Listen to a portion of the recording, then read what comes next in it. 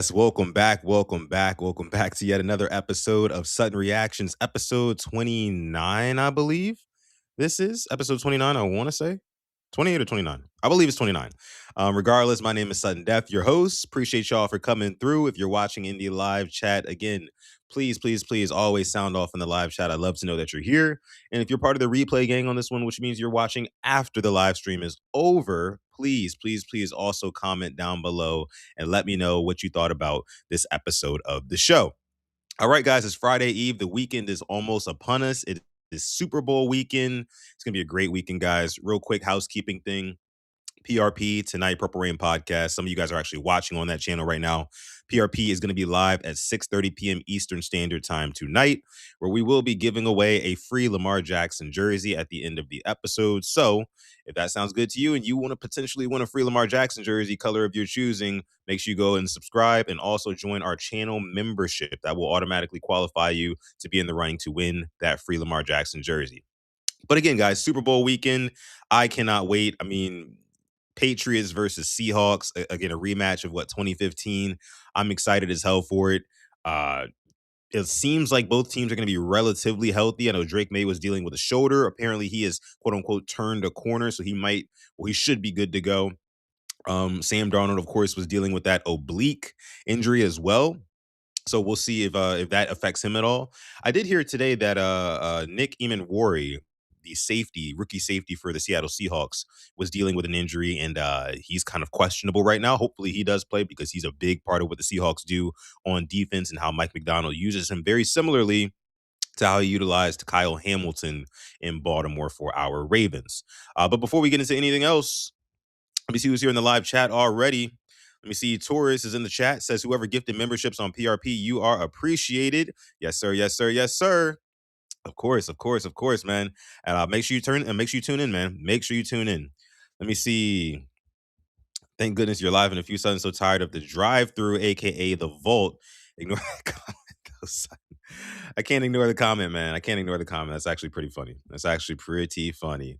I know the Vault. They're probably out at the or at least I know Bobby is out at the Super Bowl. I don't know. Him and Ryan Ripken, I think, is a new guy out in the media space. He's out at the Super Bowl. Shout out to them. I'm sure they're doing their thing out there. I am here at home. I'll be watching the Super Bowl here at the crib. King Blaze is in the chat. What's going on, King Blaze? We got Stretch 52 in here. It's my guy who says, good afternoon, peeps. Good afternoon to you as well, sir. Let me see. Stretch 52 also says, great weekend indeed. New Cole tonight and new Kendrick coming soon. I didn't hear about the new Kendrick. Did not hear about the new Kendrick. I know the Fall Off drops tonight, tomorrow, whenever. I will be listening to that album in full. Cannot wait. I listened to his mixtape that he dropped last week. Flames, phenomenal. And I reviewed it here on this show. He's a dog. He's a dog. Always has been, always will be. Let me see. Chris M says, hey, y'all, is noon the new start time? You know, Chris, I'm still trying to lock down an official start time because I have stuff I got to take care of in the morning for work, so I try to hop on here around, my time, I'm Central Time, around like 11 or 12, which is around 12 or 1 for a lot of you guys on the East Coast. Let me see. King Blaze, are you pulling for the Patriots? You pulling for the Patriots, King Blaze? Let me see what else we got in here. We got Kenny. What's going on, Kenny? Says, good afternoon, people. Good afternoon to you as well, sir. Absolutely. Again, episode 29 of Sutton Reactions. We got a lot to get into. Very, very stacked episode, very, very juicy episode, very, very messy episode of this show, man. This is probably the most messy episode in the last couple of weeks, to be honest with you. So we're going to get into all of that here on this episode of Sutton Reactions, episode 29. Stick around. Here we go.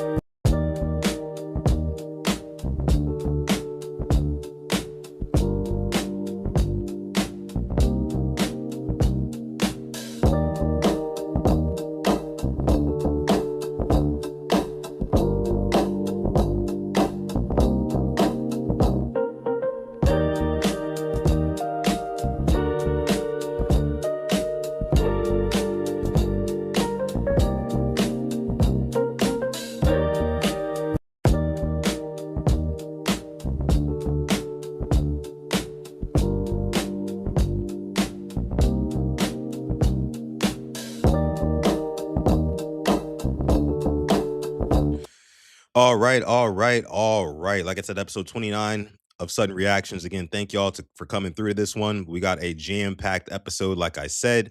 Make sure, before we get into anything else, please leave a like on this video. A little thumbs up goes a long way here for us on this channel on Sudden Reactions. I know a lot of you guys, or some of you guys at least, are probably watching on the Purple Rain podcast YouTube channel live. It is simulcasting there as well. But what I need you to do is click on the link in the description, come over to the Sutton Reactions channel, subscribe, and click on the stream from that channel, and you'll be able to join our live interactive chat that is right over here.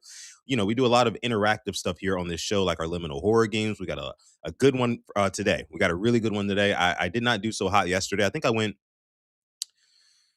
like 2 and 3 yesterday. So I didn't hit 500, unfortunately. But today I'm looking to get back to 500. I am.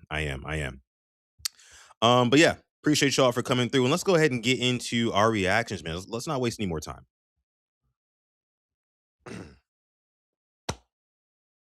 All right. All right. So here we are with the Sutton reactions.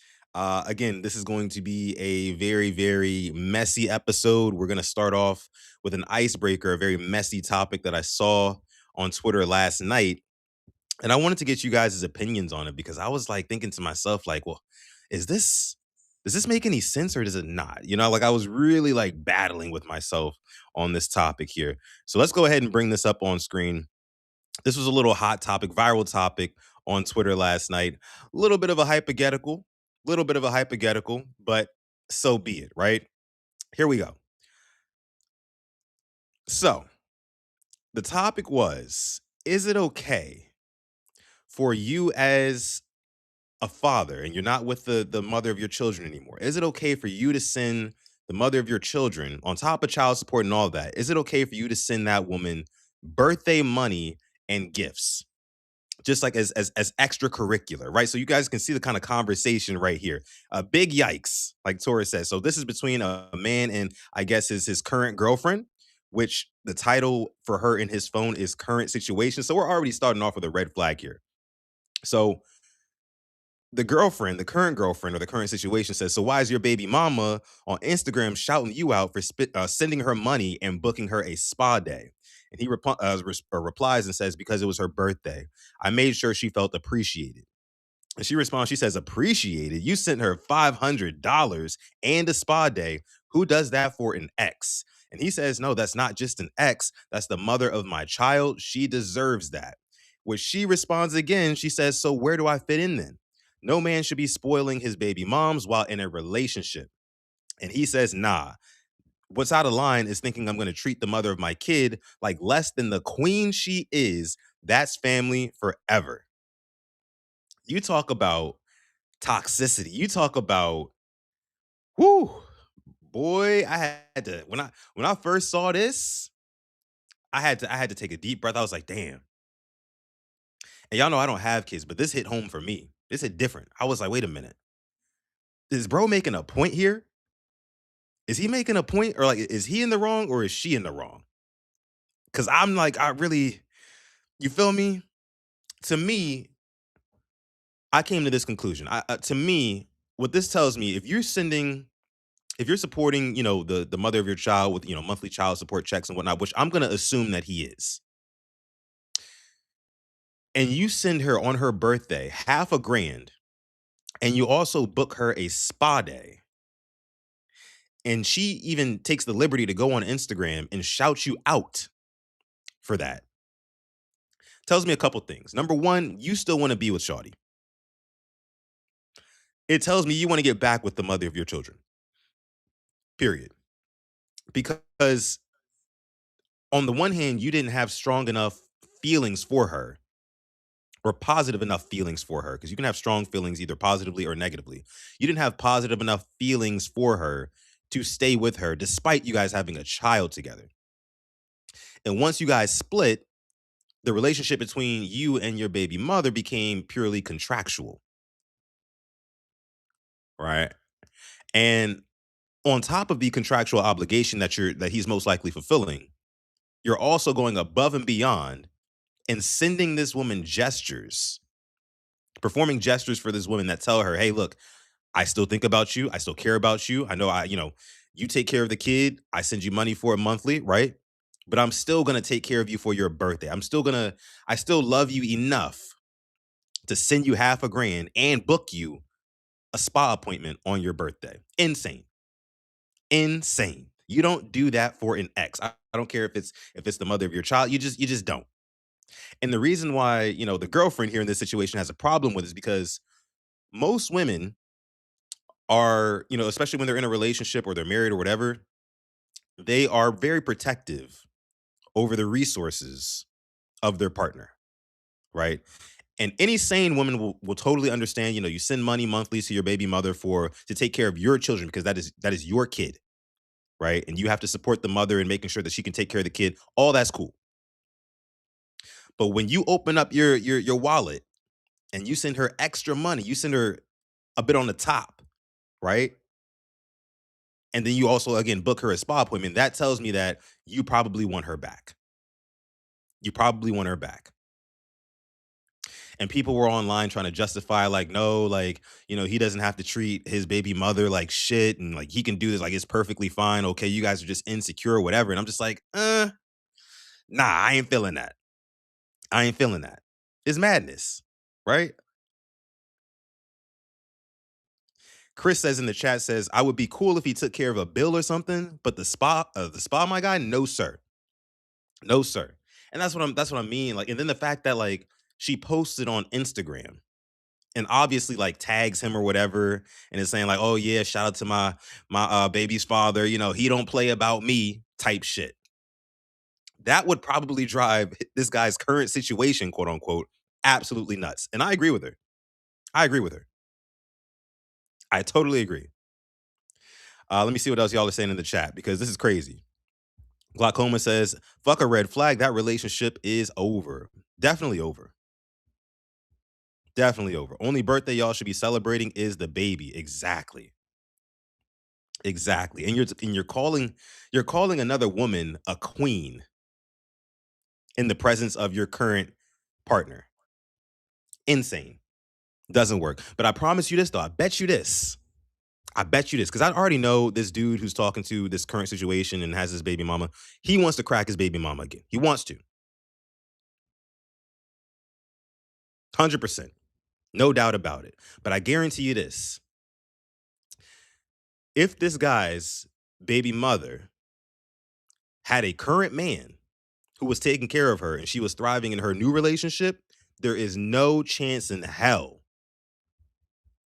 that he's giving her $500 and booking her a spa appointment. No way. No way. Just no chance. And you might say, like, oh, well, maybe he's just really like an upstanding guy like that. Well, clearly not. If his current girlfriend's name in his phone is current situation. Stretch 52 says the simpish behavior with the spa treatment and y'all not together. Exactly. It's no way. It's no way. Let me see. Chris M says you don't do that when you're in a relationship unless it's been discussed first. Because if I buy my baby daddy a $500 gift, you would be pressed. Exactly. Because like, what are you sending this dude money for?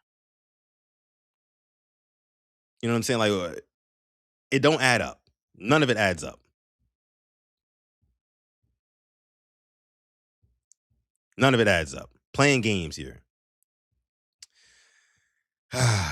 Man, guys, like I said, just want to start off with something a little messy, a little hypothetical here, a little hypothetical.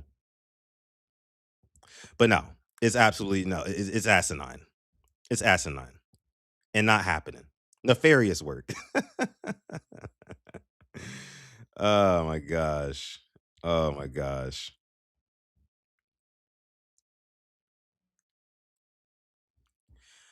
Herb says his girl wants that type of treatment. Yeah. I mean, shoo. If you sending your ex half a grand and booking her spa appointments for her birthday, and you're not going above and beyond for your current situation, yeah, then that's a huge problem. It's already a huge problem just as is. But I don't know. Neither here nor there. Neither here nor there. Just messy. Just messy, man. I just wanted to start off with a little icebreaker there. You guys, like I said, it's gonna be kind of a messy episode on this one. It's gonna be kind of a messy episode. And the fact that he called her current situation is wild. I agree, Stretch. I totally agree. Again, welcome into this episode of Sutton Reactions, episode 29. Please make sure you guys like this video, subscribe to our channel as well. And by the way, down below, as you can see, if you're watching on PRP, go ahead and hit that link in the description. Come over here and watch it on the Sutton Reactions channel so you guys can join our interactive chat. But yeah, that was crazy. That was crazy. Now, it's time to get into what a lot of you guys love about this show. What a lot of you guys only come here for. And that's our liminal horror challenge.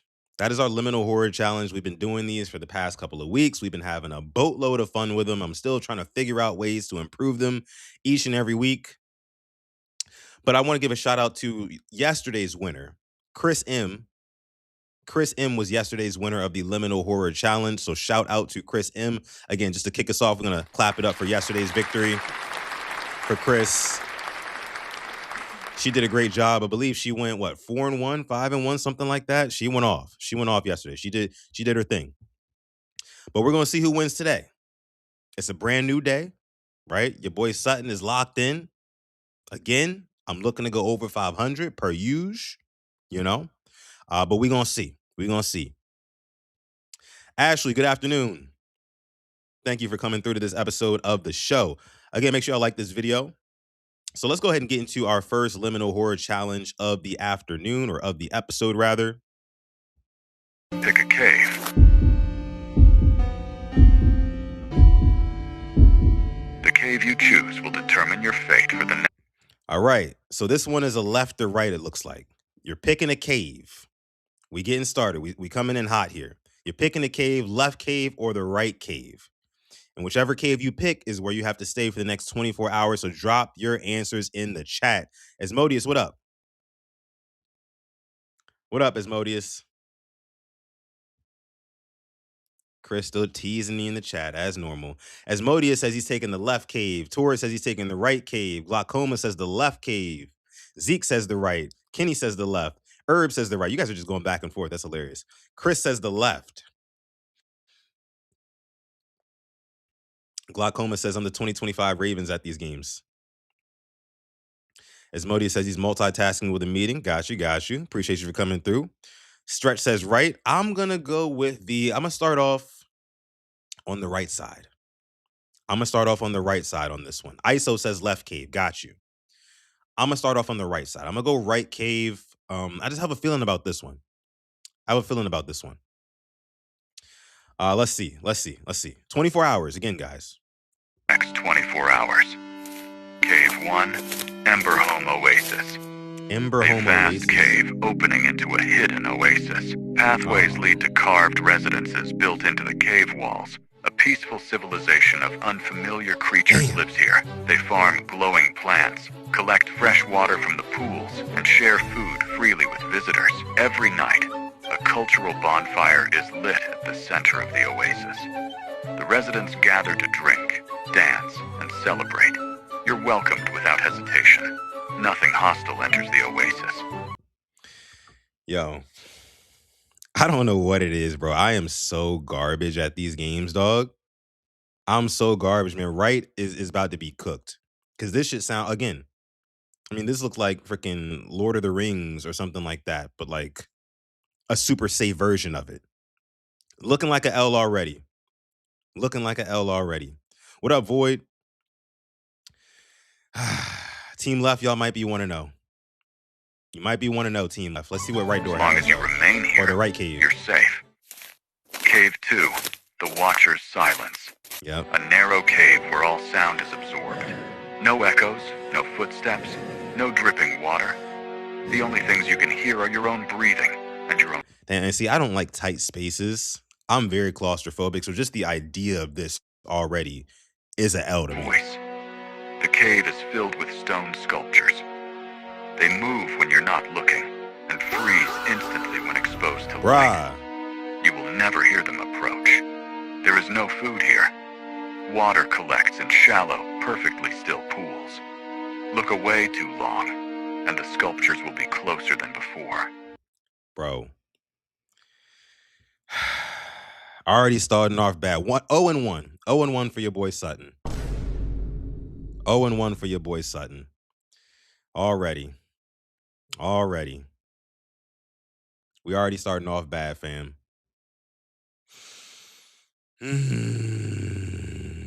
Unbelievable, says Taurus. Unbelievable. Your boy is 0-1.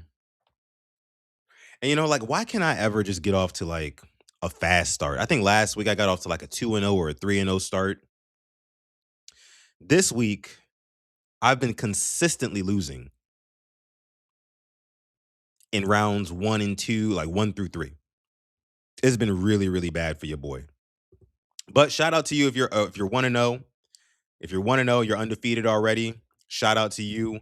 Let's move on to the second one, man. I'm already kind of pissed off. I'm not gonna lie to y'all. All right. Pick a Number door. 2. All right, traditional red or blue. Traditional The red door or blue. you choose will determine your fate for the next 48 hours. All right, I'm gonna lock in, y'all. I'm gonna lock in.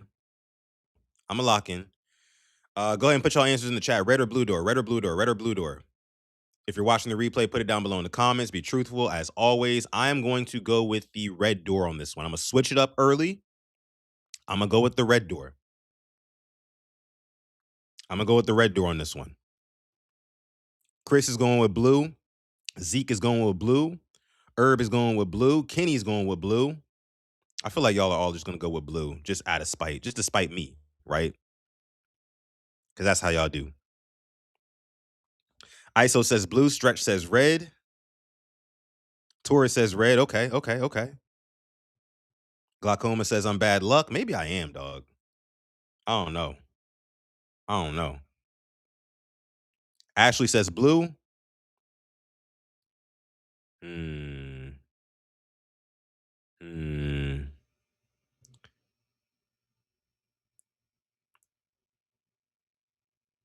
gonna go red door.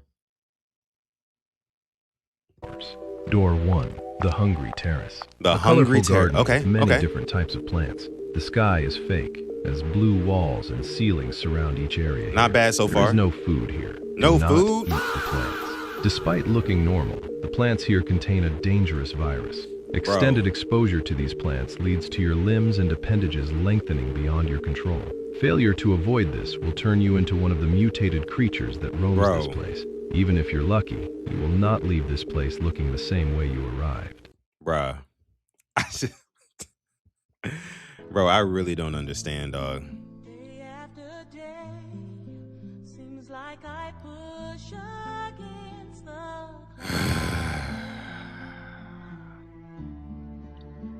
I just can't win, bro. I'm about to give up.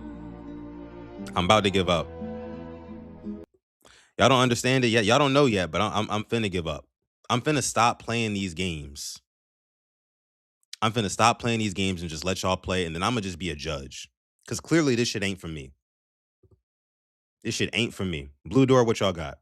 Door 2, the party. It's your birthday.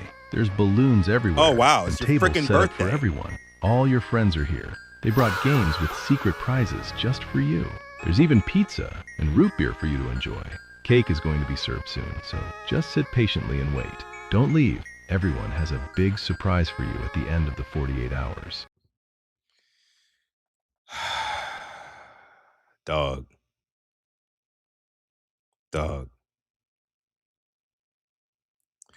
Your boy is 0-2.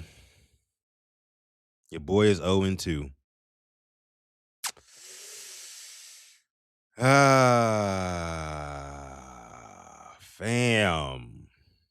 How is this possible, dog? At this point, I'm going for 0-6 or whatever the total would be. I'm going for 0-6 at this point, dog. I'm going for 0-6. Like that's clearly just what it is. Coach, what up? I see you in the chat. Let me see. Coach, did you get your answer in before that one? I don't think you did. I don't think you got it in time. If you're 2-0, let me know, though. If you're 2-0, let me know.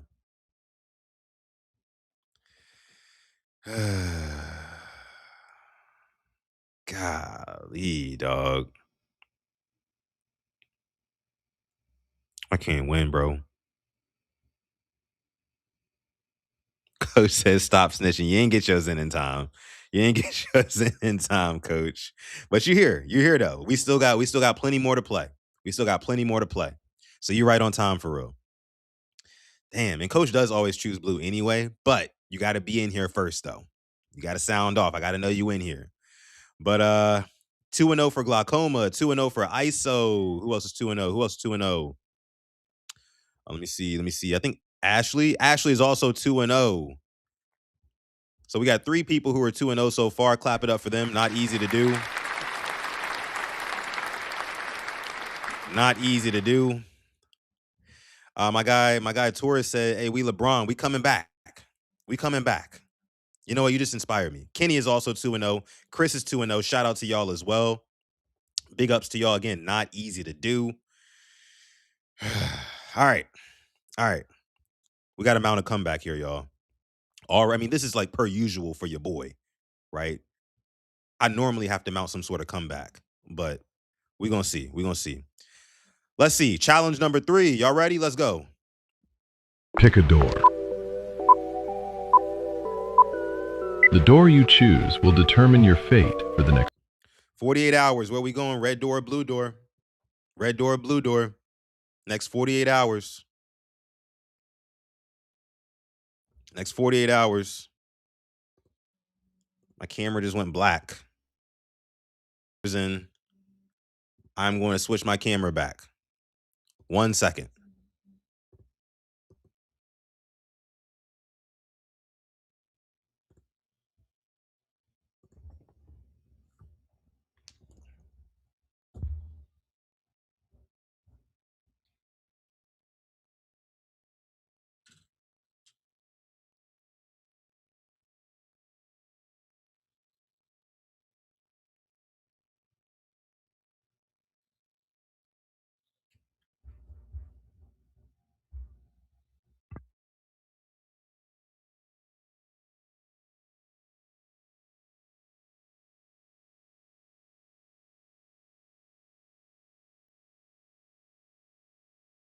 All right.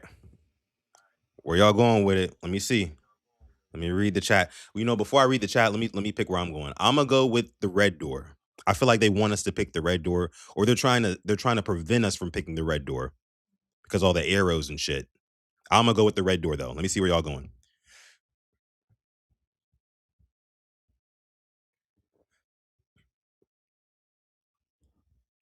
Let me see. Zeke says blue. Taurus says fuck it. We going red. Stretch says red. Herb says red. Okay, team red. Let's go. Let's go then. ISO says blue. Kenny says red. Let's go. Glaucoma says red. Let's get it. Chris and Coach both say blue. No surprise there. Always being adversarial to your boy, even though Coach always picks blue. Coach always pick blue. But we got a couple people rocking with your boy for red. So we're going to see. All right, next 48 hours, where we stand. Ashley also doubles down with us, says red. Okay, I like it. Let's see. Red door. 48 hours. Door 1. Green Hill Zone. Endless, tall, grassy hills make up this place, with a road weaving in between them. On top of each hill are suburban houses. These houses contain water bottles and chocolate bars to sustain you during the 48 hours. There's also a bed in each house, though you most likely won't be using it. Every night, the residents of this place return and will begin looking for you. When this happens, quickly make your way to an unlocked house and hide. Don't let them see you, and never stay in the same house twice. Okay, so this sounds challenging. I'm not gonna lie. For 48 hours, I mean, you can get it done, right? Because all you would really have to do is like every morning go out, find a different house, and just camp out in that house and hide throughout the night, right? Chris says 3-0 pending. Mog says we're cooked. Not that bad. But if the blue door is more favorable than this, then unfortunately it's another L for your boy. So let's see what the blue door has to offer. Good luck. Door 2. Pool in the sky. You're on a Oh, platform see? in the clouds, Bro. with no land surrounding you for miles. In the middle, on the platform, is a warm pool. It's always sunny here, yet there's a constant nice cool breeze. Of This is the course. tall man. He's here to provide you with food, drinks, and anything else you desire. There are no threats or other entities here.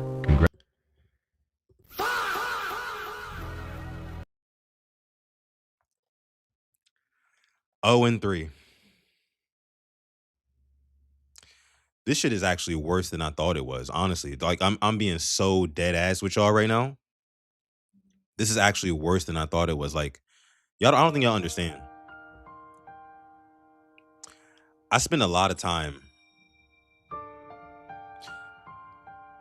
looking for these videos, right? And like I said, I don't watch them beforehand. I just kind of blindly download them and share them with y'all when it's time. And the fact that like this is my own game and I'm this ass at it, I don't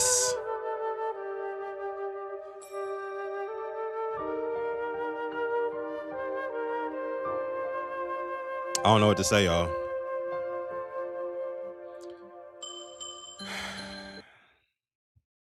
I don't know what to say. I just, I'm gonna take a sip of my drink.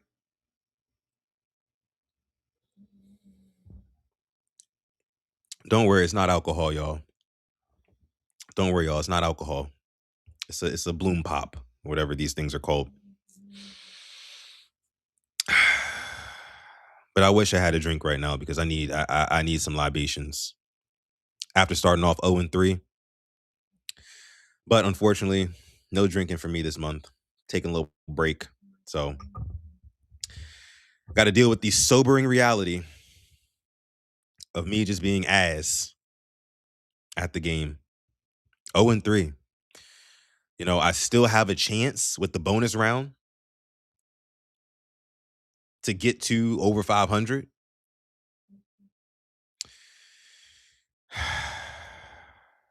But yeah, who's 3 and 0?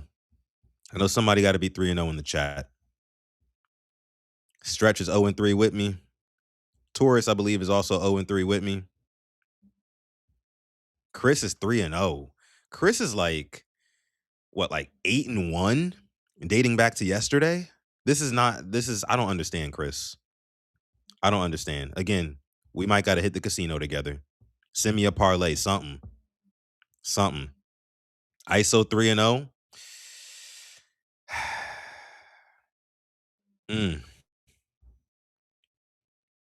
Shout out to y'all, man. I'm not gonna block y'all shine. Clap it up for ISO. Clap it up for Chris. They're both in the lead right now. Kenny, did you get that one right? My guy Kenny. Damn, this shit is. Oh my god. All right. Fuck it. Let's go to the next one. Challenge number 4, y'all. Challenge number 4. Here we go. Pick a door. The door you choose will determine your fate for the next 4. All right, 48 hours. Kenny's 2 and 1. Herb says he'll have a tally system for me updated daily. I mean, that would be clutch. That would be super clutch. Coach is going with blue, per usual. Chris is going with red. ISO is going with blue. Glaucoma is going with blue. You know what? I'm going to go blue. I'm going to go blue on this one because, you know what? I'm going to just go with Coach. I'm going to go with Coach on this one. Coach just be coming in here off the random, just start getting shit right. Just off the strength. I'm going to go with Coach in this one. I'm going to go with Coach and company. I'm going to go with the blue door. Let me see. What else y'all going with? I think Kenny said red. Let me see. Chris says red. ISO says blue. Glaucoma says blue. Herb says blue. Stretch says blue. What up, Darius? Take your pick. Oh, Darius has blue. Okay, got you. You rocking with us here. Ashley says red. Let me see. Zeke says red. Okay. Y'all ready? No way I can go 0 and 4. It's not even possible, dog. Like, what are the odds? So let's see. I'm gonna go with the blue door. Y'all who picked red, we seeing where y'all going first for the next 48 hours. Let's take a look. 8 hours. Door 1. The green patch. An endless field of dead grass. The sky is blue, with a rainbow perpetually resting above. Somewhere in this place is a perfectly square spot of healthy grass. Inside is a white suburban house. This is where you'll stay. Inside the house is a kitchen, which will constantly be fully stocked, no matter how much you eat. There's also a bed and board games you can play by yourself. There should be no entities here. You're safe. Look, bro, I don't know what to tell y'all. I really do not know what to tell y'all. I have no clue what to tell y'all. Fuck it, let's see what blue door got. Door 2. The infinite play place. An abandoned McDonald's play place that goes on endlessly. Of course. It smells like sweat and old fries here. You can find almond water inside the play place to sustain you. However, there is no food. You are not alone. No food, and they're gonna... No food, and you got random bottles of almond water sitting around. And we're in a McDonald's play place. You guys remember the McDonald's play places back in the day? I don't think most McDonald's have them anymore. Most McDonald's now are dull and boring. But these used to be the days. But this already starting off bad. I mean, we already lost, obviously. But they said we're not alone here. Okay, what do we got? What do we got? Here. There is an entity here wearing an old Ronald McDonald. You gotta be fucking joking, dog. You gotta be joking, dog. You have to be joking. There's an entity in a Ronald McDonald costume. This entity is constantly crawling throughout the play place, trying to find you. If you hear it, quickly crawl to a different area. Good luck. Pick a door. So, look, man. At this point, I'm trying to go 0-6 at this point. I'm trying to go 0-6. Hey, coach. That's my fault, coach. That's my fault, coach. I shouldn't have did you like that. I'm the bad luck charm, y'all. I really am. I really am. I'm convinced. I ain't won not a damn challenge today. That's on me, though. That's on me. I shouldn't have cursed you like that. Oh, man. Anybody 4-0? Anybody 4-0? I think Chris is 4-0.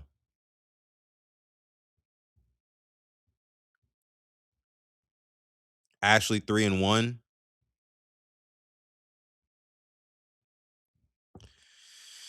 Oh, Lord, man.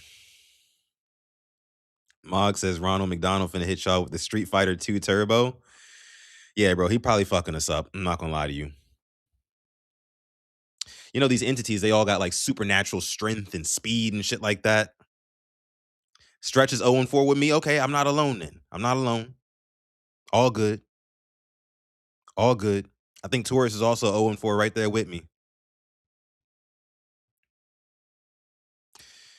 Chris, I might have to go with your answer next. I'm not gonna lie to you. I might gotta do it. You're gonna hate me for it, but I gotta get at least one W. I gotta get at least one W. You're gonna hate me, but I need me a W. Please, just rock with me this one time. I need me a W. Taurus says something. I stopped at 0-3. You can't quit, big dog. Come on now. How you gonna quit at 0-3? LeBron came back from 0-3. I thought we was Bron.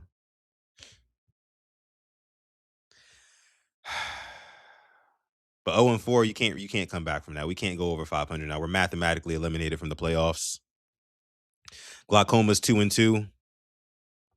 But Chris is 4-0. Got to clap it up for.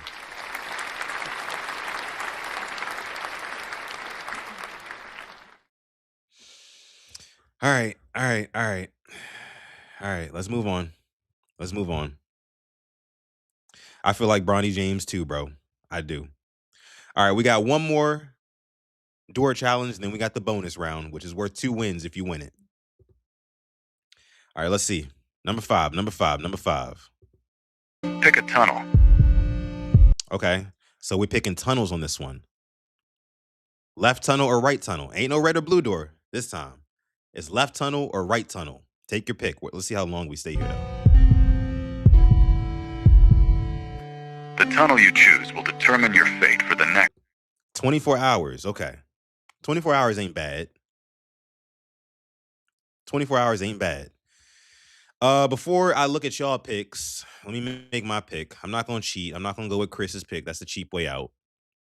So I'm not looking at y'all picks, I promise. I'm gonna take a sip of my drink and I'm gonna choose. Y'all get y'all answers in.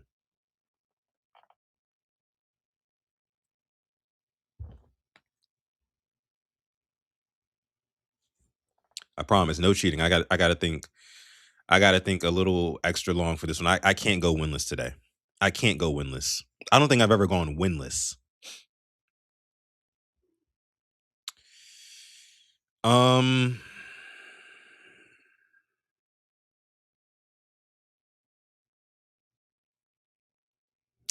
I started off going with the right side in the first challenge, and I'm gonna end it going with the right side as well. I think that's what I'm gonna do.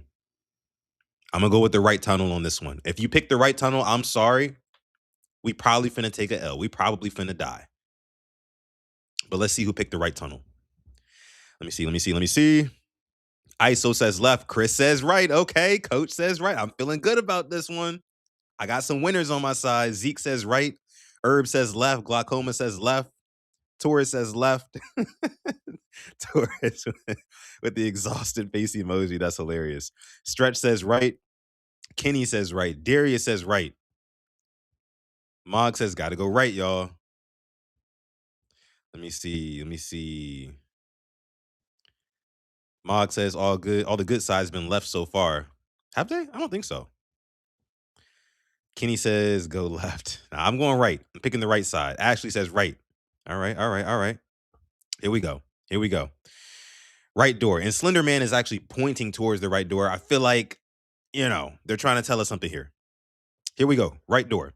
next 24 hours. Let's see what Tunnel left. 1, Left the team, Monitor where y'all Mound. going? The Monitor A grassy hill covered in 5,000 old computers. The only Okay. sounds are the wind and static. You have Y'all might be in exactly trouble. 8 hours before sunset. When the sun goes down, something big arrives to clear the hill. You must find the exit code. Only 2 monitors display the correct 4 digits. Once you find it, sprint to the bottom of the valley. A large metal gate blocks the exit. Enter the code immediately. If you make 3 wrong attempts, Hey, y'all might be cooked. Those of y'all who picked the left tunnel, y'all might be cooked. the keypad locks, and you will be deleted along with the hill. Oh, yes, sir. Yeah, y'all about done. You got to find the code to that gate to escape.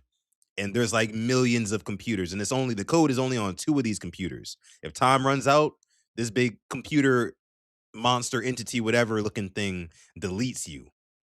We might be in business. I'm not gonna lie to you. I might not go winless. Let's see. Be quick. Tunnel 2, the Cloud Library. Okay. You enter a floating library above endless clouds. The shelves stretch forever, filled with every book that has ever existed, and every book that hasn't. A friendly, all-knowing librarian watches over the space. This is a W. If you ask for any book, it helps you retrieve it.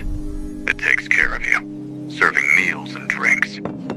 Soft seating areas let you rest comfortably. You may ask one question about anything: past, future, or truth itself. The librarian will answer honestly. There are no threats. Oh yeah, that's a W. Hey, team right tunnel. Clap it up. Clap it up for yourselves. Hey, look, I'll take it. I will take it. As long as I don't go winless, we still got the bonus round. Again, that counts for 2 W's if you win. But I'll take it. Even if I don't win the bonus round and I end up going 1-5, I will take my 1 victory. I will.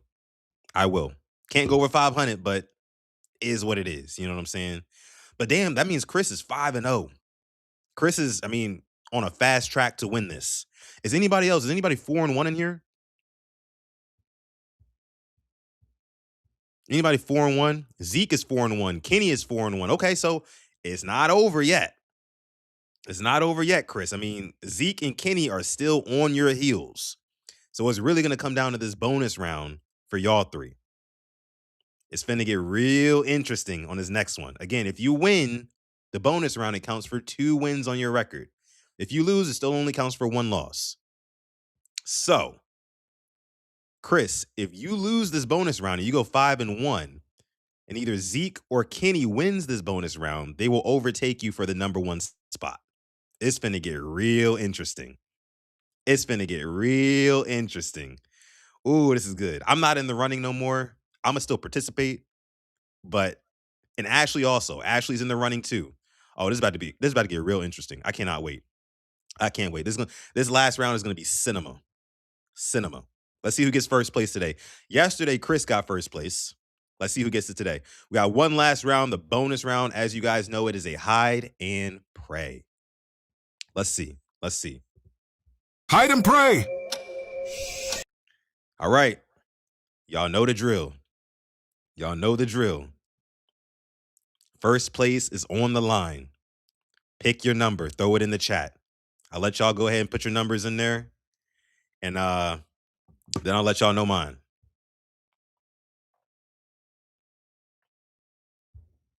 Again, while y'all are at it, be sure to like this video, subscribe to the channel as well.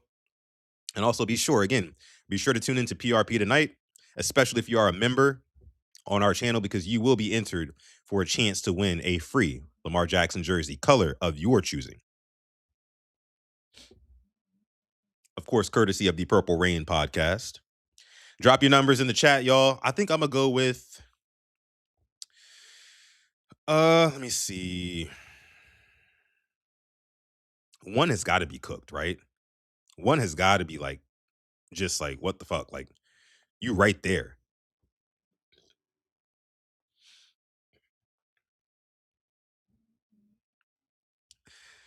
He said all the numbers look bad, says Kenny. I'm going to go with number, let me think. I'm going to go with, give me 8. Give me 8. I feel like 8 is like in between 1 and 4. I feel like he's not going to get to 8. He definitely going to get to 1. And he might get to 4. But he would have to go through both of those to get to 8. And I think he's going to be worried about something else. Got a little demon bunny. I'm going to go with 8 on this one. Let me see where y'all calling y'all shots at. Let me see. Zeke says 9. All right. Let me see. Darius says 3. Chris says 5 as always. Ashley says 3. Mike says 2. Kenny says 8. Okay, so Kenny rocking with me on this one. Mike says 2. ISO says 3. PCA Ball says 4. What up? Let me see. I gotta be 5. Coach says 9. Herb says 5. Stretch says 3. Taurus says 2. Okay. All right. And PCA Ball says 4. Okay. Got you. Mog says 1 is so obvious that it just might work. And see, that's what's going to piss me off. That's exactly what's going to piss me off if he walks right by 1 somehow, some way, and 1 ends up winning. But we're going to see, though. Here we go. As a matter of fact, let me actually... Okay, so Ashley said 3. Zeke said 9. What did Chris say? And she said 5. Okay. Got you. All right, here we go. Let's take a look. Here we go.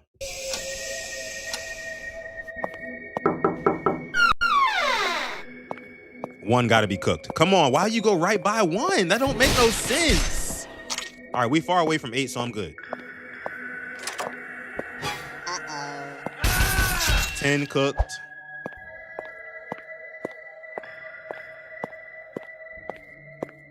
How? Wait, what? How? How, bro? How?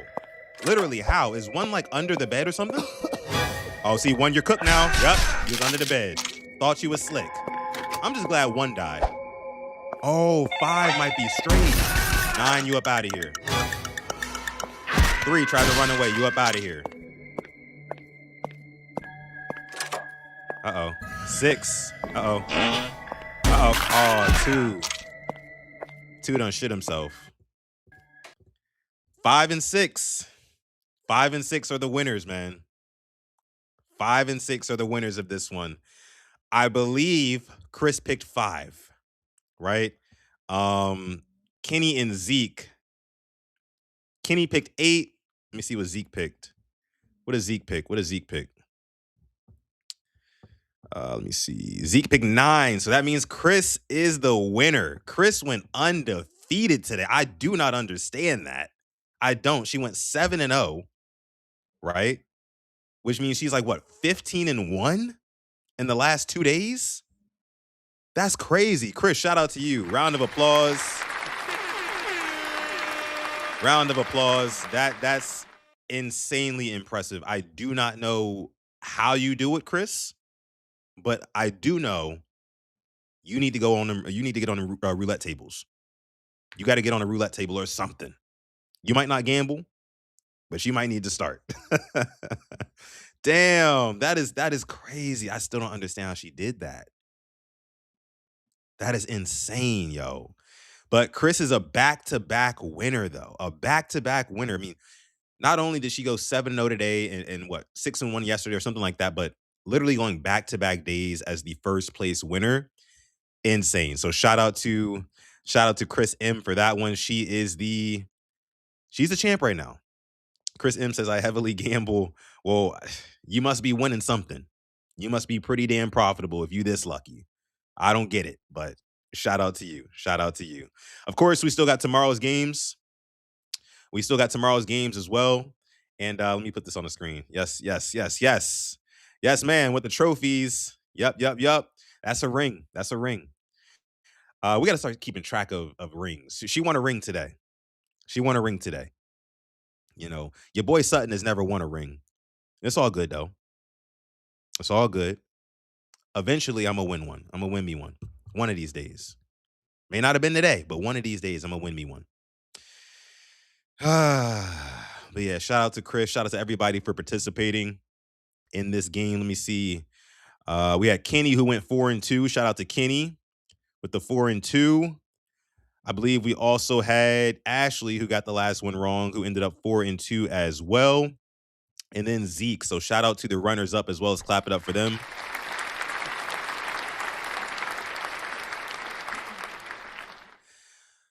But Chris is the queen of today's challenge. That was fun.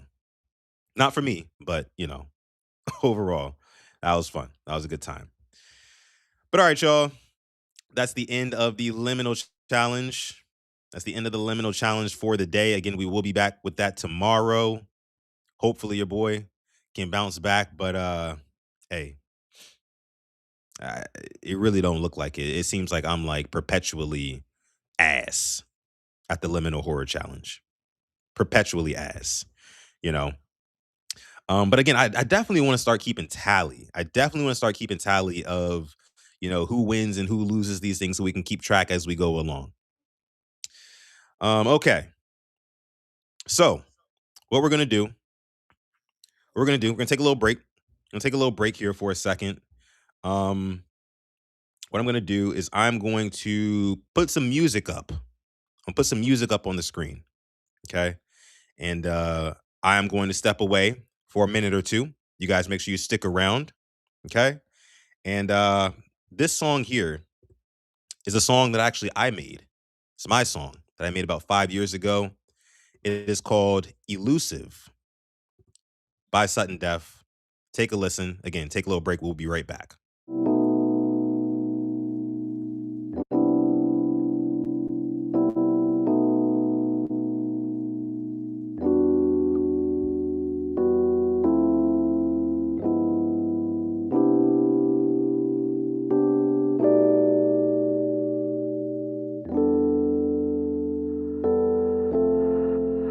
You so elusive, running through my mind, my dreams are lucid. If I can't make you mine, I might just lose it over time. Baby, please give me a sign, you down to do this. You so elusive, you so elusive, running through my mind, my dreams are lucid. If I can't make you mine, I might just lose it over time. So baby, please give me a sign, you down to do this. You so elusive, yeah. And I'm sorry if the message don't seem so timely. I just wanted you to know that I could be yours kindly. And I wanna live a life where I got you right by me. Maybe raise some little people that'll call you mommy. Cause whenever we together, we vibing. It's just a feeling I can't describe. And your love a drug and I think I'm deprived. Cause when I'm down I don't wanna self-revive no more. So I hope you remember, my love for you burns as hot as an ember. And when you leave my heart get cold as December. Yeah, it get cold as December. So baby, don't play, I need you in my life. I want you to stay and I'll make you a wife. But you going and staying however you like. Girl, what is you doing to me? You so elusive. Running through my mind, my dreams are lucid. If I can't make you mine, I might just lose it over time. Baby, please give me a sign you down to do this. You so elusive, you so elusive. Running through my mind, my dreams are lucid. If I can't make you mine, I might just lose it over time. So baby, please give me a sign you down to do this. You so elusive, yeah. And I know it's been a while since the last time, but every time we get together, it's been a while. I just can never seem to reach you. I guess I'm just still trying to change that. You so elusive. Running through my mind, my dreams are lucid. If I can't make you mine, I might just lose it over time. So baby, please give me a sign you down to do this. You so elusive. DC on the track, boy.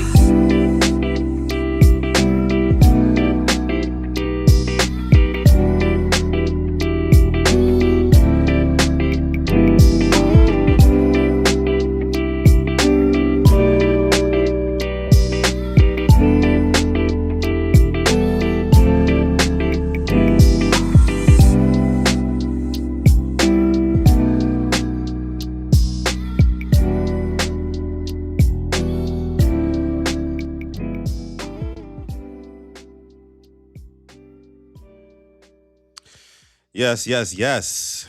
We are back. We are back. That was Elusive by yours truly, Sutton Def. I wrote and recorded that song, what, 5 years ago? Am I still muted? Can you guys not hear me? But no, I wrote and recorded that song 5 years ago. And I see somebody, I think my guy Herb asked if I still have the vocals for it. I don't. I didn't mix it at all. I went to one of my friends' recording studios, just, in his basement, and I was just kind of messing around, made that song, wrote it in like maybe 15, 20 minutes, and I just kind of laid it down. And it's on SoundCloud underneath Sutton Def. I appreciate that. I appreciate the kind words in the chat, y'all. I really do. I really do. Chris says, we hear you. This is a bot. Appreciate that. Appreciate that. Sutton say, day and night, I'm trying to figure something out. I'm not Kid Cudi, y'all. I promise you I'm not. Sutton, I can tell you're a Drake fan. I do love Drake. I love Drake. He's nice. He's nice. Appreciate the kind words, y'all. I do. I do. I don't make music anymore. But I've always wanted to get back to it, though. I've always wanted to get back to it. I appreciate that, y'all. I really do. I got more songs and whatnot I might play on future episodes of the show, but just wanted to take a little bit of a break there. And with that being said, let's get back to our reactions.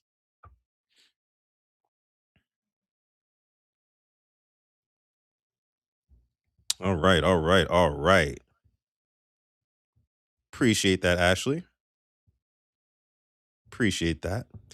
All right. So, what do we have next? How about this? So, I saw this video yesterday on Twitter. It was a clip from a podcast or a talk show or whatever, where actor or actress rather, Keke Palmer, who I'm sure a lot of you guys are familiar with. She was talking about how when she gets married, she does not want to live in the same house as her husband. And her reasoning was very, very peculiar, and I want you guys to take a listen. One thing I need you to know is that I never want to live together. Pretend we're on a first date. Okay. And I'm like, okay, Kiki, yeah, do you want the steak? Yeah, okay. Yeah. And so do you want kids?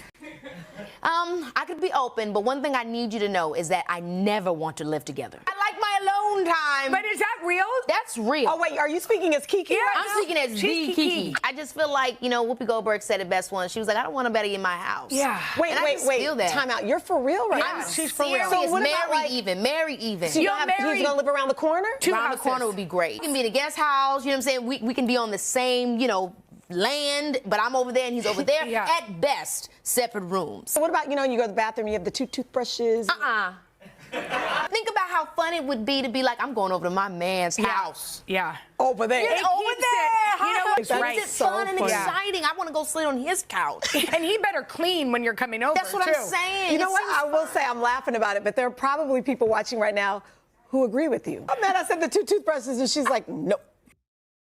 So, you guys heard it there first, folks. Keke Palmer, famous actress. She's known for a lot of really good movies over the years. Most recently, she had one with SZA, One of Those Days, or One of Them Days. That was a pretty good film. Pretty good flick. Check it out if you haven't. But this don't really make a whole lot of sense to me unless, and here's what I think.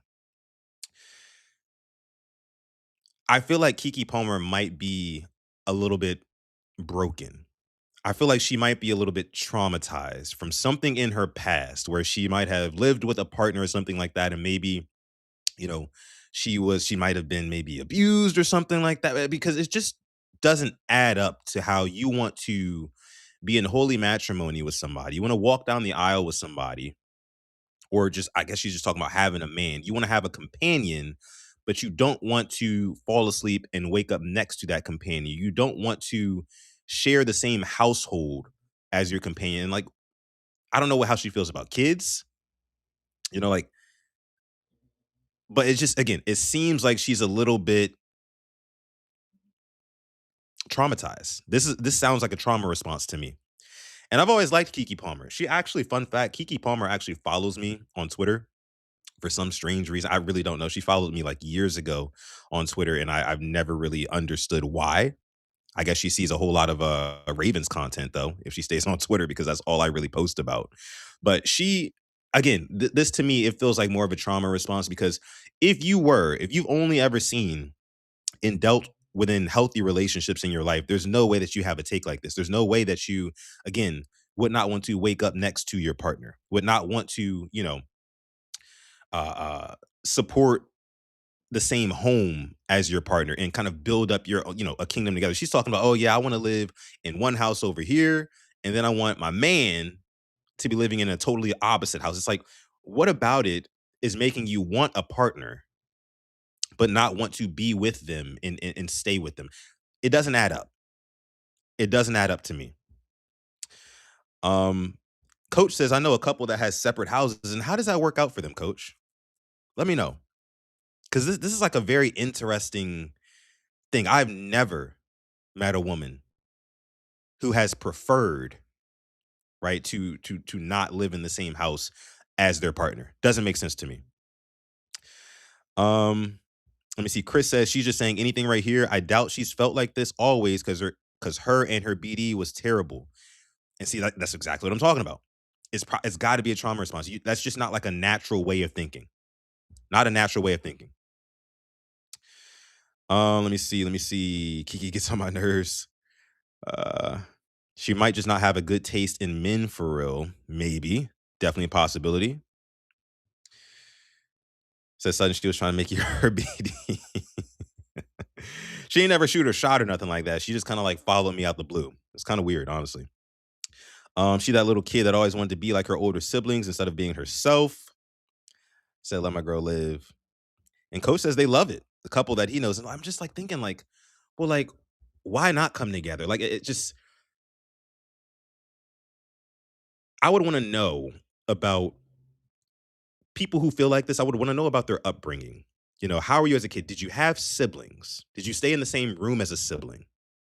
You know, growing up, like, and then when you reached your young adult years, did you have romantic partners? How did they treat you? These are all answers that I would, want to get from Kiki Palmer about this very topic. And I feel like the women on the panel don't really dig deep into, okay, why do you feel that way? It's just more like, girl, for real, you don't want to stay with your man, you don't want to stay with your husband, but they're not really unpacking why she's saying these things. This could honestly be a cry for help. It could be. And like Coach says he knows a couple that does this and they love it. So to each his own, if you like it, I love it for sure. But again, it don't sound like, it just doesn't sound like something natural. Like, did you feel this way before you had your first child with your baby's father? Did you feel this way before you had your first boyfriend, right? Because nothing in modern day society and culture would steer you to having an idea like this other than a traumatic event happening in your life that made you think, oh, I never want to actually live in, because maybe you just don't feel safe, right? Or something like that, because it just, again, it don't add up. If you claim to love somebody, I would assume that you would want to spend your nights and days with them. You would want to fall asleep next to that person. You would want to wake up next to that person. To an extent, I understand like separate bedrooms. And that's how it used to be like back in like way, way earlier times. You know, back in the early days of television, they actually slept in separate beds. Like when there was TV shows about families and whatnot, like sitcoms, like the husband and the wife, they would sleep in separate beds on TV. And dating back further from that, they would have separate bedrooms. But she's taking it all the way a step further. Like, hey, we got to be in totally different houses. We can be on the same land. We can share the same plot of land. We got to be in totally different houses. Again, nothing in modern day society. And Kiki Palmer is not that old. She's probably like early to mid 30s at most. She's not that old. So again, something had to have happened in her life to where she feels this way. Justin, what's going on? Justin says she could be lesbian. She have no taste for men. But if that's the case, then say that then, right? If that's the case, then say that. Herb says her and her baby daddy, while they were terrible, but they were public as well. So to me, public relationships make it worse. So is it like an embarrassment thing? I don't know. Chris says my aunt has been married over 20 years and they only lived together once, though their marriage is not one I would mirror. Interesting. It's interesting that you guys know people who live like this, because I don't know anybody who lives like this. And I don't know how healthy it can be, like to an extent. Like, how are you regulating, say, like cheating? You know what I mean? Like, because couldn't you just, like, in theory, just invite somebody over to your house and tell your wife, like, hey, I don't want to hang out tonight. Don't come over. I got company coming over. You know what I mean? Like, it seems weird to me. I'm sorry, y'all. It just seems weird to me. Seems weird to me. Man, makes no sense. Oh, she's bisexual. She has said that before. Interesting. So I wonder if she was in a relationship with another woman, would she be down to live with that woman? Because if she would be down to live with another woman, but not a man, that tells me everything I need to know. It tells me everything I need to know. And what it tells me is that it has to be a trauma response. And you guys telling me that her and her, baby's father were not on good terms and they were very public and falling out. I feel like I remember that vaguely. That tells me everything I need to know. She's 32. Yeah, early 30s. Early 30s. Herb says, just let me get Kiki. We're going to be good. Yeah, Kiki looks good. 32. She looks very bright, not run down, nothing. She looks great. She don't look stressed, nothing like that. She's a celebrity, so I'm sure her upkeep handles that pretty nicely. But thoughts and prayers to Kiki Palmer. Hope she finds the man or woman that she needs. But let's keep it rolling here, y'all. Let's keep it rolling. What else we got? Okay, so this was big in the news yesterday, right? This was really big in the news. So, as you guys know, it is Super Bowl week. And as of right now, they are having, of course, Media Week at the Super Bowl over in Santa Clara. And There was a reporter yesterday by the name of Generica Owens, right, who is going viral currently for her attire at Super Bowl media events, right? So let's take a look at that. Now, Jalen, you have continuously led your team at the highest level. Now, it is Black History Month. What does it mean to you to have this position as a black quarterback? It's something you have a lot of gratitude for, something that you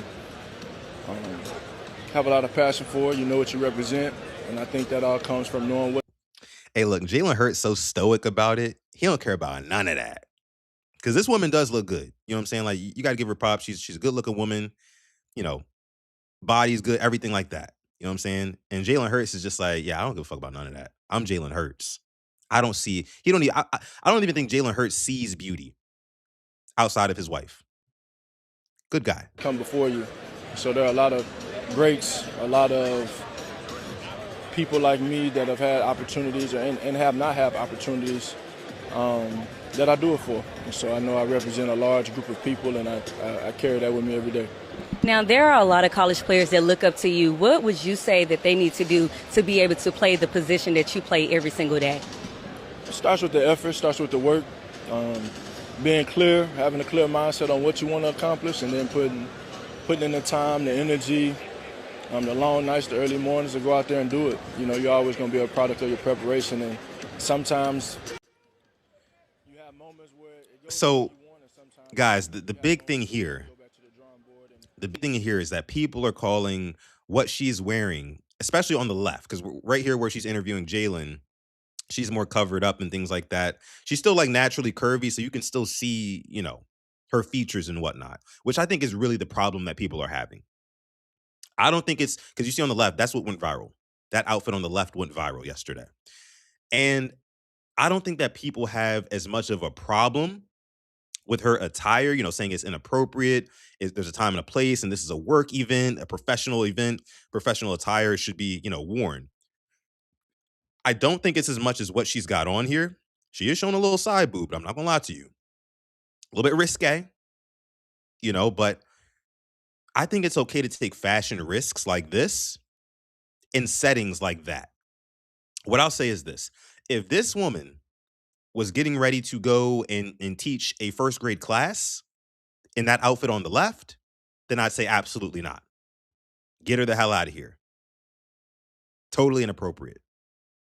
But on Radio Row, you know what I'm saying, and in Super Bowl like media events, there's all adults here. It's grown men and grown women. And I see grown men online talking about how, oh, her dress is totally inappropriate. She should be more covered up and whatnot. She thinks she's going to the strip club. Why is she wearing a blazer with booty shorts and whatnot? Listen, here's my message to my fellow men out there. If you cannot keep your dick in your pants when seeing another grown woman who looks good out in public, then she's not the problem, you are. Just saying. Because I feel like as adults, we should be able to discern, you know, what is and what is not, you know, offensive, you know? And I feel like, again, if you're at a Super Bowl media event with all these other grown folks, what's the problem? You know, like, is she offending men by being there? Some people say, oh, she's distracting the football players and whatnot. She's doing this on purpose and whatnot. These are grown men. Is she maybe trying to get chose by one of these football players, these rich athletes? Maybe, perhaps. But you know what we call that? You know what biology calls that? They call that peacocking. And guess what? Everybody does it. You know what I'm saying? If you know you look good, you're more inclined to go out in public spaces and show people that you look good. Women do it all the time. They're wearing something nice. They just got their hair done. They got their makeup done. Let me go out in public and show the world I look good. Women do that all the time. It happens. As a grown man, you're supposed to know that and discern yourself. Okay, she looks good. I'm going to compartmentalize that for myself and say, okay, she looks good, but she's not offending anybody. She's not offending me. She's not about to go teach my 5-year-old kid in a classroom. I've seen beautiful women before. So what's the problem? And again, the same men who have a problem with this and what she's wearing would be the same men who, after they go and get a fresh haircut, now all of a sudden they want to go to Target, they want to go to the grocery store, they want to go to the damn park, they want to stop by the hair salon. You feel me? It's the same thing, peacocking. If you know you look good, you're going to show it. And another thing, I don't think anybody would be outraged about this woman's outfit if she did not have the body to match. Okay, if this was, say, take Kay Adams. You guys know Kay Adams from the Up and Adams show? Take Kay Adams, for example. If Kay Adams was wearing this exact same outfit, you know Kay Adams don't got no body like this girl. She don't got no body like that. But if Kay Adams was wearing the same outfit, nobody would bat an eye. Nobody would bat an eye. The only reason why people are upset about this is because she's filling out the outfit. And I think because she's black too. That's just me. Let me see what y'all saying in the chat about it, though. Let me see.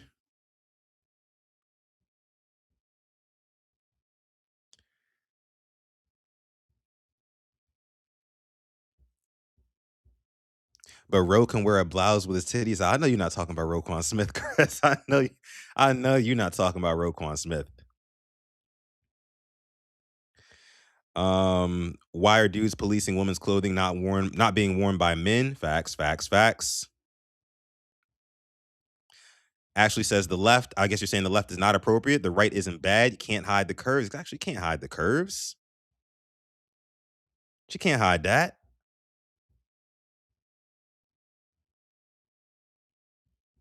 Let me see what else y'all saying. Wasn't this the same argument they had for the black women that were doing the weather? I didn't see that one. I don't think I saw that one. But again, I think that any woman in what is considered to be a professional environment, and she has curves, I guess they want you to wear a trash bag. You know what I'm saying? Like, you guys ever heard, like, if you got it, flaunt it, and like you shouldn't be offended by that. You shouldn't be offended by it.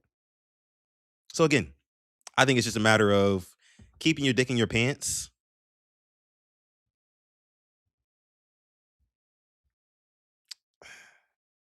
Sorry. But like Glaucoma says here, I mean, if she likes it, I love it. I could care less. You wanna know why? Because I'm a grown man who's mature and has seen beautiful women before. So what's the difference here? Again, we're not at the parent-teacher conference. This is the Superbowl.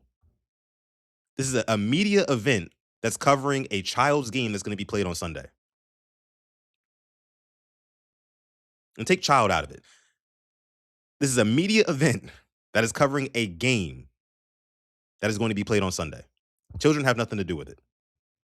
Ain't nothing but grown men and women up in there. So why y'all mad? Why y'all mad? Makes no sense to me. Makes no sense. But shout out to Generica Owens. I actually went on her Instagram because I wanted to dig a little bit deeper. I wanted to see, okay, like, does she normally dress like this? And the answer is yes. She went to the Masters. You guys know the golf event? Wearing a very similar outfit to this. Actually more revealing than that. But still within taste, though.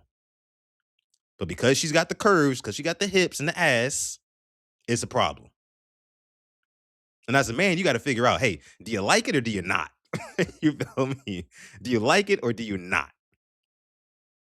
Because if you don't like it, buddy, do I got news for you. And again, she's not around kids, so it should be fine. It should be fine. Let me see. Herb says there's a reporter here in Maryland. She's covered up most of the time, and I'm sure she gets hate as well. Yeah. Not her fault she's bodied up. Not her fault. It's okay. It's okay. All right, let's move on here.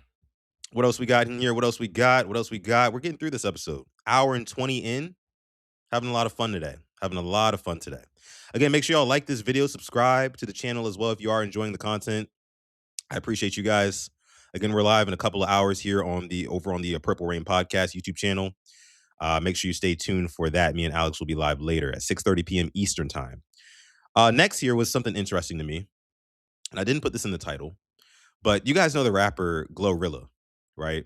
Memphis rapper Glorilla. She's been on the scene now for probably the last 3 years, 4 years maybe. And she's really come up in the world, in the rap game. But there was a video that was put out yesterday by one of her sisters. She's got a bunch of siblings. And her sibling was claiming that Glorilla does not take care of their family. I haven't heard this video yet. I kind of skimmed across it, but we're going to react to it live here. Let's see. Y'all man, I'm talking about y'all favorite rapper. Y'all favorite rapper ain't shit, and I'm getting tired of it. Y'all mad. Fuck, y'all talking about some she ain't obligated. How the fuck she ain't obligated when she want to sit here and all them interviews and talk about the struggles we been through and then reach back and help none of us out, but got her friends around and shit. And my mama still working at FedEx. Y'all better get the fuck out of my face. So one more time, this is Glorilla's sister here talking about how Glorilla does not support her family. Got my face. Y'all man, I'm talking about y'all favorite rapper. Y'all favorite rapper ain't shit, and I'm getting tired of it. Y'all mad. Fuck, y'all talking about some she ain't obligated. How the fuck she ain't obligated when she want to sit here and all them interviews and talk about the struggles we been through and then reach back and help none of us out, but got her friends around and shit. And my mama still working at FedEx. Y'all better get the fuck. All right, see, y'all heard it there. A little messy, right? A little messy.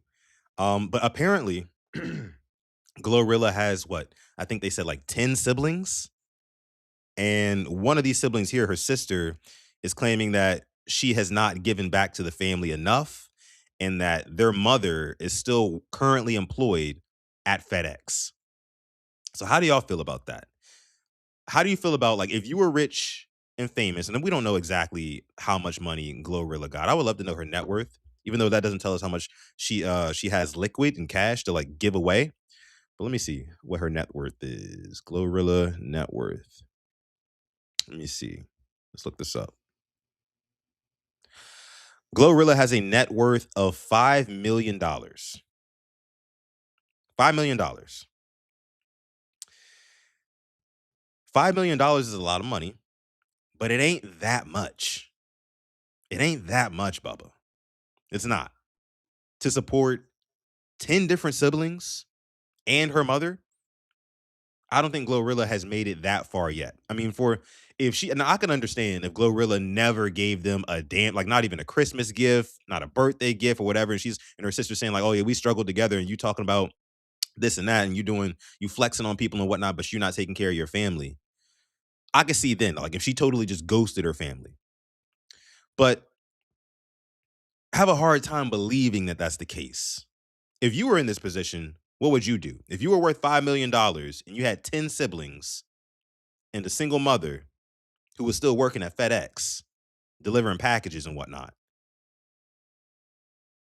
would you try to break down as much as you can, even if it meant that you didn't get to live the most luxurious lifestyle that I'm sure Glorilla lives? Me personally, I got to take care of moms. Got to take care of moms. Now, I don't think a lot of people realize how much money it really takes to retire somebody. And I don't know how old her mom is. But it takes, especially if you're working with around $5 million, and then you got 10 siblings on top of that, it can be a little tough. I think that the best that Glorilla could probably do is buy a big ass house in a decent neighborhood where they can all stay. That they don't have to pay for or whatever. Glorilla got it. She's not gonna buy everybody their own individual house or rent everybody's own individual apartment or whatever. Just get one house, the whole family stay together, and Glorilla handles, the mortgage for that house or whatever. That's what I would do. At least until I'm up. Because like I said, Glorilla only been around 3-4 years.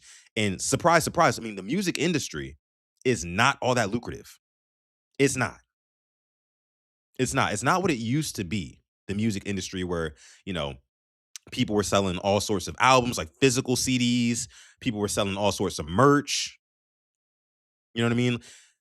Nowadays, it's literally all your music is being streamed on DSPs, digital streaming platforms, right? And a lot of the artists don't see much of that money in royalties. It's a very, very small percentage. A very small percentage. Glorilla makes her money, and most artists make their money. In 2026, they make most of their money off of touring. So if Glorilla's not on like an active tour and getting paid, money's probably a little bit tight for her too, especially when you consider she has a lifestyle to upkeep now. When you start making more money, naturally, your lifestyle starts to get up there and your expenses get up there as well. More money, more problems. So I don't know the personal relationship that Glow has with her siblings, but the fact that this woman has come out and publicly shunned her sister Glorilla for not, giving back and retiring their mom and stuff like that. I would assume that there's been kind of, I guess, like a lack of communication. If she really felt like she had to take to the web and expose her for this, me personally, if we have a Glorilla in the family, I'm gonna do whatever I can. Hey, can I be your manager? Can I be your assistant? What can I do to help so we can keep leveling you up and taking you to the next level? That way, you do get more money and you can break off more for the family. But she's really, this woman is really alienating herself from Glorilla because now Glorilla can just be like, well, fuck you. I ain't gonna give you shit now. And I might go retire, mama, and I might take care of, this, that, and the third sibling. But for you, nah, you cut off. You cut off. What do y'all think, though? Let me see. Let me look at the chat. Let me see. Chris M says it's entitlement. That's exactly what it is. Exactly what it is.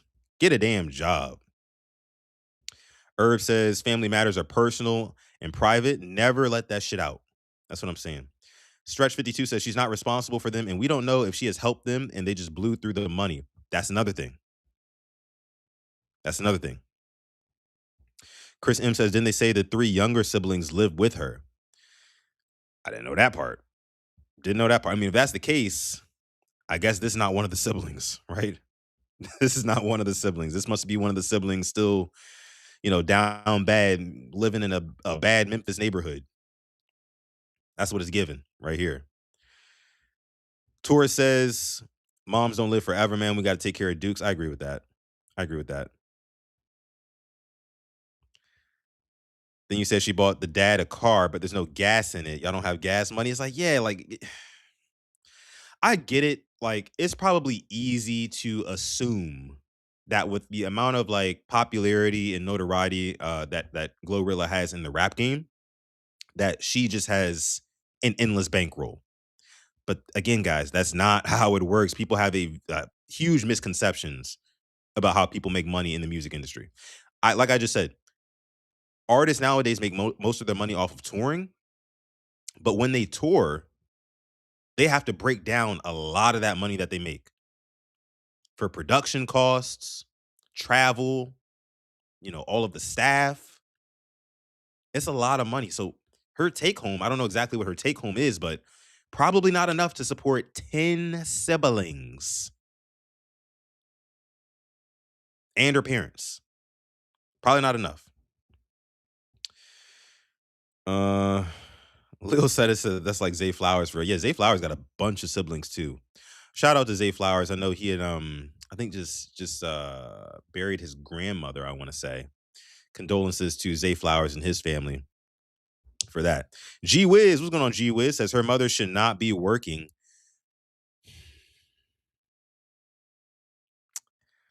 It's tough, man. Again, I don't know exactly how old her mother is. I don't know all of what her mother has to pay for, what her family has to pay for. There could be debt, there could be this, there could be that. You just don't know the whole situation. But again, to get on the internet and chastise your kin like this, when they could potentially one day get to a point where they can feed you, right? Say she signs another major deal, or she has a big break, a crazy good album. She goes on tour and she's selling out arenas and whatnot. That's totally possible. And guess what? Summer's rolling around. These female rappers, summer is their time. That's where they make bank. 'Cause that's when people start coming back outside, going to bars, clubs, and whatnot. And conveniently, you're gonna have a new Glorilla track that's killing the streets. I mean, they all do it. You're gonna have a new Glorilla track, Sexy Red, Lotto. You know, who's another one? I think that's the main one. Probably Meg the Stallion. You know what I mean? Like summertime, when it gets warm outside, that's when they start to make their money. But it's cold right now. Not a lot of people going out for the tours. Like I said, she's not making a whole bunch of money off of streaming on Apple Music and Spotify and all that. It ain't what it seems. How many monthly listeners does Glorilla have? Let me see. Glorilla monthly listeners. Let me see. 17 million monthly listeners.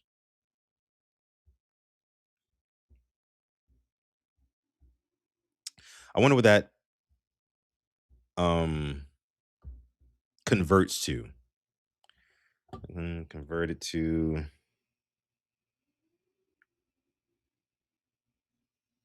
I wonder what that converts to, just out of curiosity.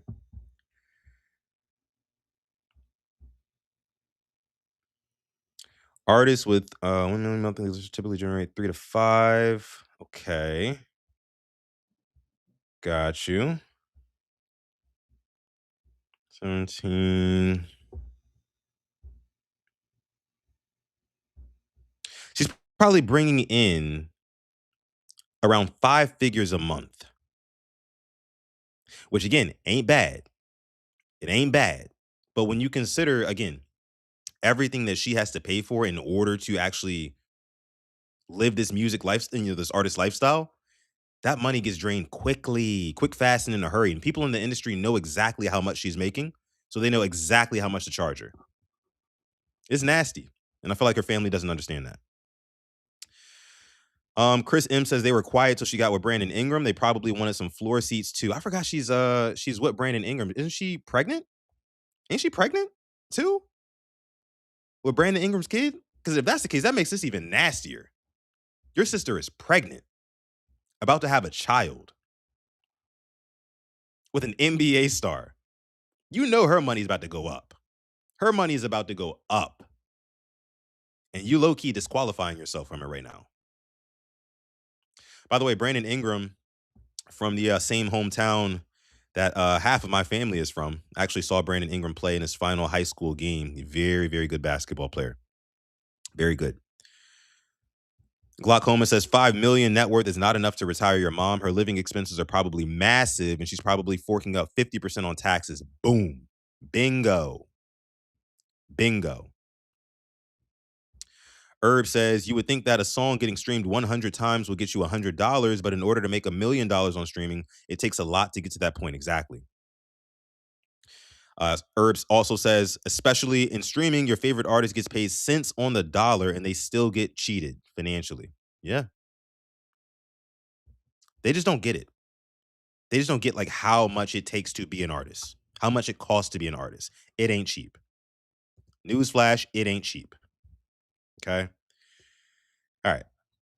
But enough of that. Enough of Glow. Thoughts and prayers to her and her family. You know, if she is having a baby by Brandon Ingram, I saw that, I think like sometime last week. Big ups to her and praying for a safe delivery for her baby. And I like Glorilla. I like her music. Her music is really good. She's got a very unique voice. Obviously, that Memphis accent. She can go far. She can definitely go far if she plays her cards right, you know, but her family members are not playing their cards right. Not playing their cards right at all. But okay. What else we got? I don't want to spend too much time on this one because it low-key pisses me off. Yeah. Oh, look at these two. All right, come on. Okay. Y'all remember this? Either they're having an affair or they're just very shy. Y'all remember this video came out like last year sometime?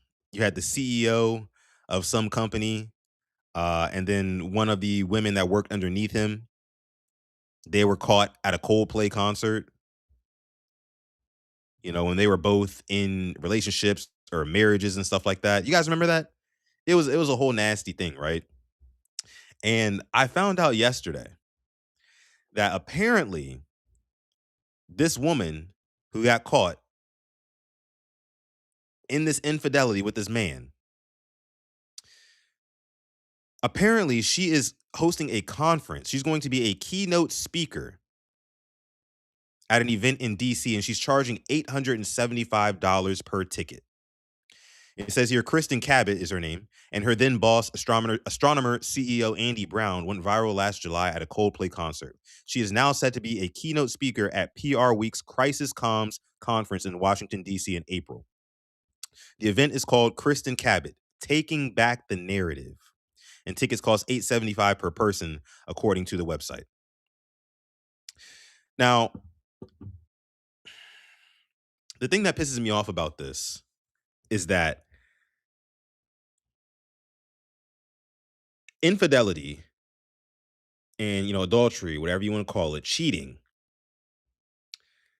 ruins so many lives. People who aren't high profile like this, ruins their lives. They end up having to go to court. They end up having to fork out money, either one way or another. Their reputation goes in the garbage. And some people aren't able to bounce back from it. But this woman, because it was such a huge story that went viral of these two cheating, now she has the opportunity. Now she has the opportunity to speak in front of a crowd and talk about what exactly? Taking back what narrative? Like, hey, yeah, I got caught cheating, but it's okay. You know what I mean? Because me cheating proved to be pretty damn profitable. Because now I get to charge each and every one of you guys who are in these seats today at this conference $875. I'm making damn near $1,000 a person off of this event. She's profiting off of her cheating when, again, so many other people get nothing but crippling debt, you know what I mean? Like, and all sorts of shit. If this ain't privilege, I don't know what is. If this ain't white privilege, to be very specific with you, I do not know what is. Because you know what's crazy about the whole thing? There's going to be plenty of middle-aged white women who will gladly fork over $875 to attend this event and hear what she has to say. Because there's a lot of unhappy middle-aged white women who probably in her position would have done the same thing with their boss. And them's just facts. You can be mad at me all you want for it, but them's are just the facts. Okay? So again, the reason why this pisses me off is because it seems like this is coming from a huge place of privilege here. Huge place of privilege. And people are actually going to pay to hear this woman talk about, hey, yeah, like to hear this woman's story. I cheated. Now you guys are paying me for it. The internet is a hell of a drug. A hell of a drug. Clout is a hell of a drug.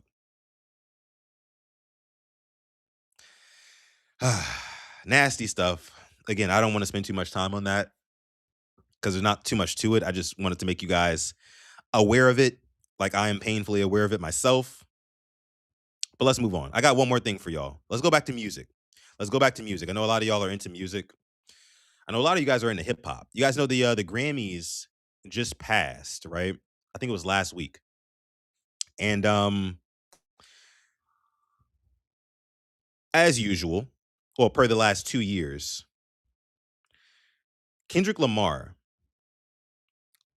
came out and won a bunch of awards. I think he won maybe 2 or 3 or something like that. And then that prompted Lil Wayne.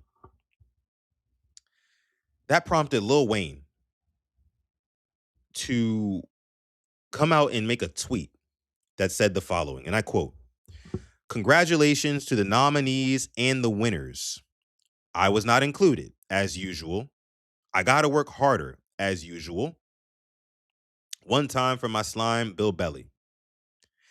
And a lot of people took this tweet and ran with it, basically saying things like, oh, Lil Wayne is just jealous, that he never really got as many Grammys as he should have. I don't know exactly how many Grammys Lil Wayne has. Let me see. Let me see how many Grammys Lil Wayne has. Lil Wayne Grammys.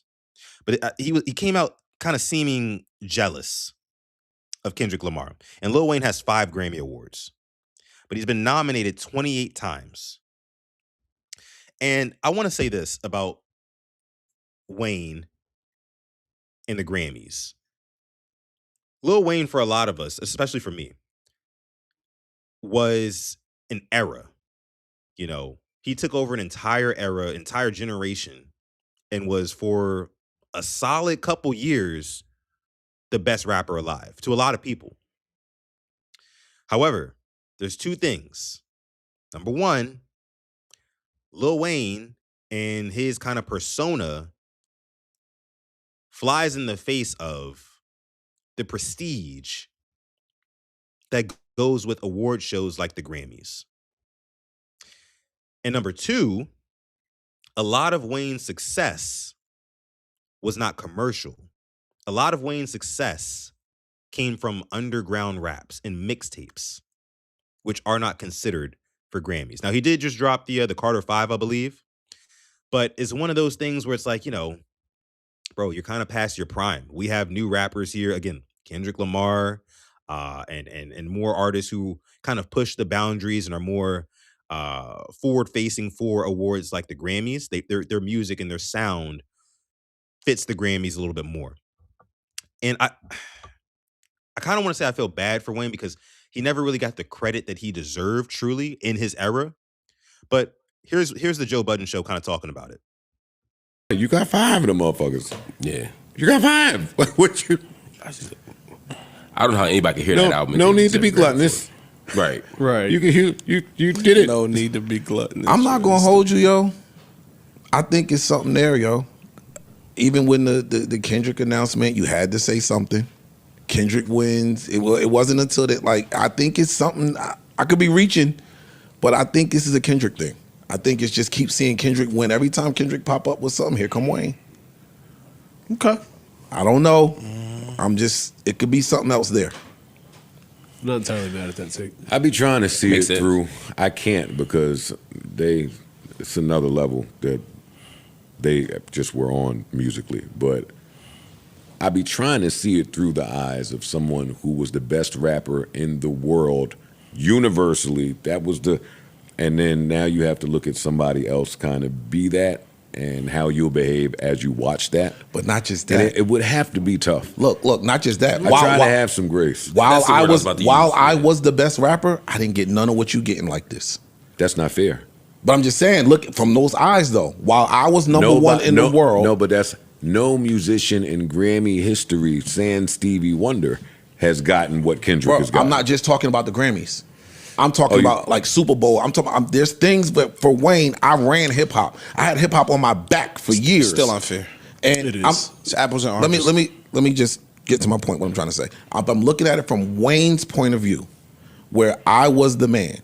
I'm no longer the man, and now I'm watching the man, and y'all are holding him up in a way that I've never been held up. It could be some type of. It could be something there. And see, I agree. I agree with Ice here, because you know he has a point where he says Wayne never really got the level of recognition and critical acclaim that you see a Kendrick Lamar getting today, and there's a reason for that. Again, like I said before, a lot of Wayne's success came from his mixtape and the underground, and we all loved it for the time. But he never dominated this streaming era. And I'm going to talk about Drake in a second, because Drake comes from that same camp, the YMCMB camp.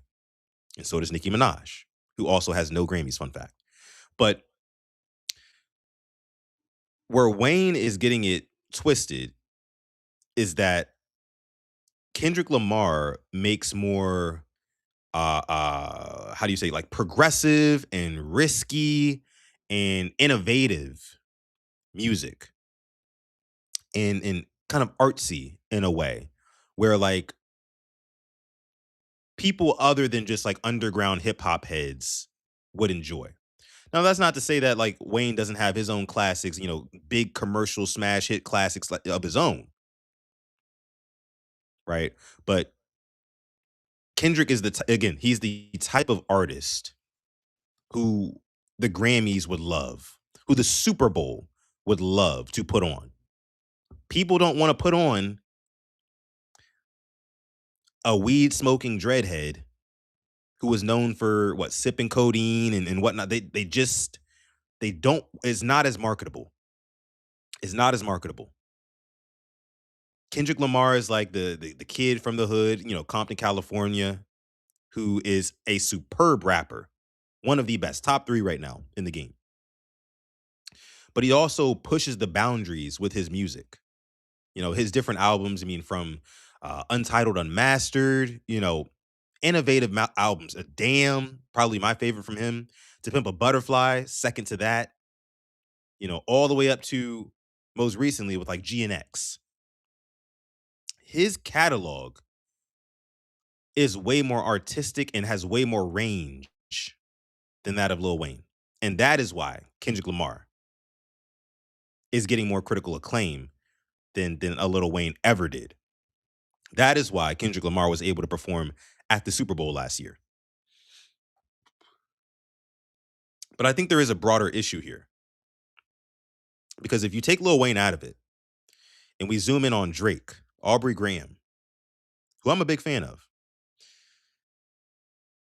you can make an argument that Drake should have way more Grammys than he does. Drake has 5 Grammys. And again, like I said, Nicki Minaj has 0 Grammys. Remember that.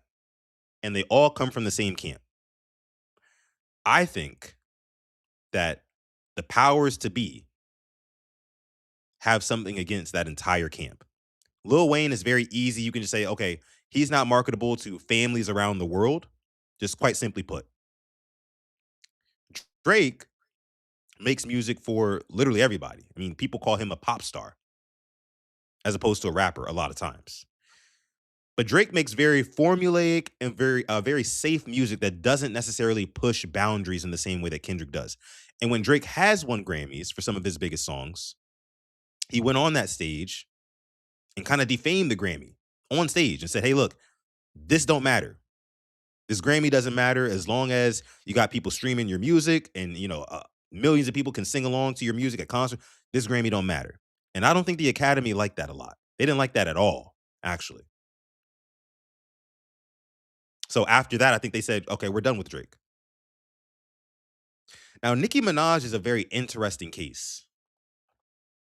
Because Nicki Minaj, and I'm not talking about current day Nicki MAGA Minaj. I'm talking about the Nicki Minaj from, 2011-ish to 2014-ish. That little 3 to 4 year run. She could have got some awards, if we just being real. She made music that pushed boundaries. She started a whole new wave. Honestly, you don't have some of the artists you have today without Nicki Minaj. Nicki Minaj was a pioneer. And of course she had somebody who she drew, inspiration from as well, like Lil' Kim. And I think they might be beefing nowadays, but anyways, I don't think without Nicki Minaj, you don't get a Doechii, who I believe has a Grammy of her own before Nicki Minaj. So I think that there's just something against the YMCMB camp just in general, Young Money, Cash Money, and why the Academy doesn't really favor them. Is that crazy to say? I don't know. Let me see what y'all saying in the chat. Let me see. Glaucoma says, I think Drake's character is the issue. I don't know if it's the character. Well, like I just said, he did come out and just kind of say, like, basically, fuck the Grammys. I don't need a Grammy. This is cool. Y'all gave it to me. Thanks. But this don't mean shit to me. My fans mean shit to me. And the Academy don't like that.